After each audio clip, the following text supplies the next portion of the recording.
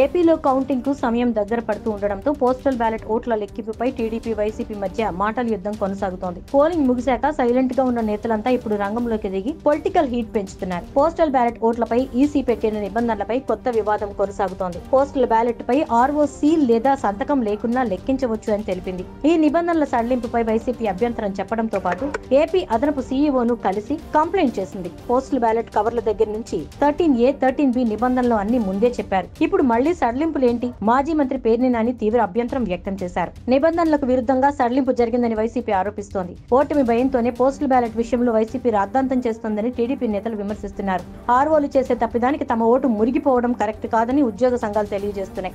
AP ఎన్నికల్లో ఈసారి record స్థాయిలో పోస్టల్ బ్యాలెట్ ఓట్లు నమోదయ్యాయి. మొత్తం 5,39,199 పోస్టల్ బ్యాలెట్ ఓట్లు పోల్ కాగా శ్రీకాకుళం జిల్లాలో అత్యధికంగా 38,865 ఓట్లు వేసినట్లు ఈసీ ప్రకటించింది. భారీగా పోలైన పోస్టల్ బ్యాలెట్ ఓట్ల కారణంగా ఎన్నికల ఫలితాలు సైతం కాస్త ఆలస్యంగా వెల్లడయ్యే ఛాన్స్ ఉంటుంది. పోలింగ్ రోజు టీడీపీ అక్రమాలకు పాల్పడిందని, లెక్కింపు ప్రక్రియ కూడా సజావుగా సాగేందుకు అవకాశం లేదని అన్నారు మేరుగ నాగార్జున. ఎన్నికల్లో టీడీపీ అలజడులు సృష్టించి దాడులు చేస్తే ఈసీ చర్యలు తీసుకోలేదన్నారు.